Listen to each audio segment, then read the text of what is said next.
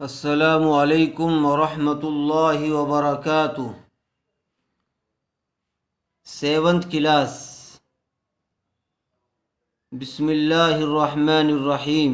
شروع اللہ کے نام سے جو بڑا مہربان نہایت رحم والا ہے۔ میرے عزیز طلباء، کل آپ کو اسلامیات میقات اول میں سے درس قرآن میں سے سورہ لہب ترجمے کے ساتھ یاد کرائی گئی تھی۔ سورہ لہب کا نزول کا واقعہ کیا ہے؟ جب سورہ لہب نازل ہوئی تو اس کے نزول کا واقعہ کیا ہے اس کو دیکھیے۔ اس صورت میں ابو لہب اور اس کی بیوی کے برے انجام اور تباہی کا ذکر ہے۔ اس صورت میں جب آپ کو ترجمہ پڑھایا گیا تو بار بار ابو لہب اور اس کی بیوی کا ذکر آیا۔ تو اس صورت میں ابو لہب جو نبی کریم صلی اللہ علیہ وسلم کے چچا تھے اور ایمان نہیں لائے تھے، بلکہ آپ صلی اللہ علیہ وسلم کی مخالفت کی خوب، تو ان کا ذکر ہے کہ ابو لہب اور اس کی بیوی کے برے انجام اور تباہی کا ذکر ہے۔ ابو لہب کا نام عبد العزیٰ بن عبد المطلب۔ ابو لہب کا نام کیا ہے؟ پورا نام عبد العزیٰ بن عبد المطلب۔ ابو لہب بن، یہ دیکھو، ابو لہب کا نام، ان کو ابو لہب ان کی کنیت ہے اور عبد العزیٰ بن عبد المطلب نام ہے، اور اس کی بیوی کا نام ام جمیل ہے۔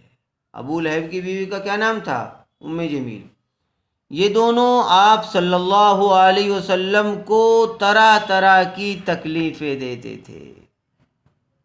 اللہ حفاظت فرمائے ہم سب کی۔ یہ دونوں کیا کرتے تھے؟ بجائے اس کے کہ آپ صلی اللہ علیہ وسلم پر ایمان لا کر شرف حاصل کر لیتے، ایمان لانے کا، آپ صلی اللہ علیہ وسلم کے چچا ہونے کا، لیکن انہوں نے بجائے ایمان کو اختیار کرنے کے، ایمان لانے کے، مخالفت اختیار کی، جس کی وجہ سے ان پر لعنت کی گئی۔ یہ دونوں آپ صلی اللہ علیہ وسلم کو طرح طرح کی تکلیفیں دیتے اور برابر اسی فکر و کوشش میں رہتے کہ کس طرح اسلام اور مسلمانوں کا نام اس دنیا سے ختم ہو جائے۔ کس کوشش میں رہتے تھے؟ کہ بس کسی طرح سے اسلام اور مسلمانوں کا نام اس دنیا سے مٹ جائے، مسلمان اس دنیا سے ختم ہو جائے۔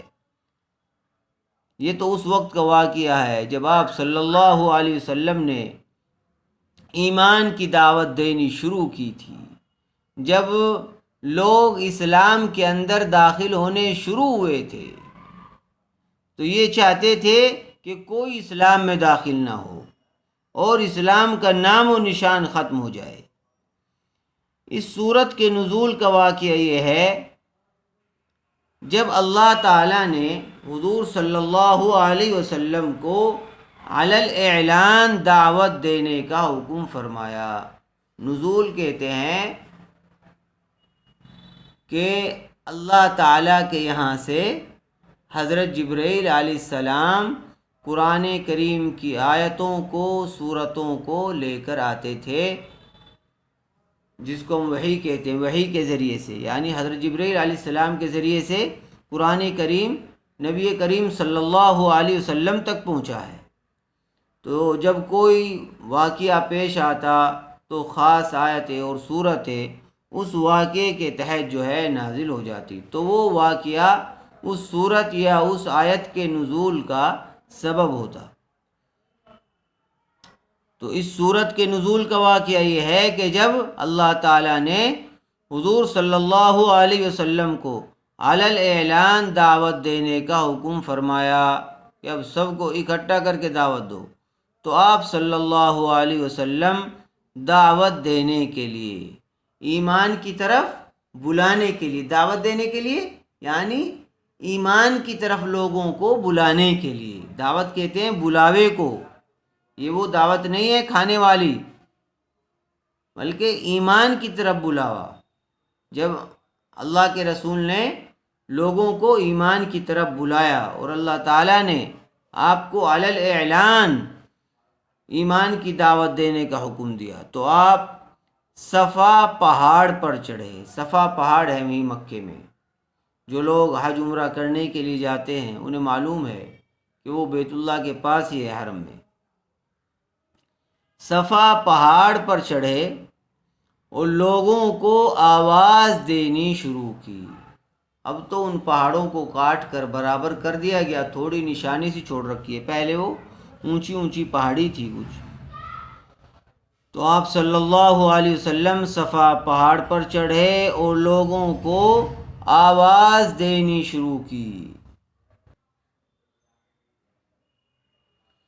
جب آپ صلی اللہ علیہ وسلم کی آواز پر قریش کے لوگ جمع ہو گئے تو آپ صلی اللہ علیہ وسلم نے ان سے کہا، اگر میں تمہیں اس بات کی خبر دوں کہ اس پہاڑ کے دامن میں، اس پہاڑ کے پیچھے ایک لشکر کھڑا ہے جو تم پر حملہ کرنا چاہتا ہے، جو تم پر حملہ کرنے والا ہے، تو کیا تم اس بات پر یقین کرو گے؟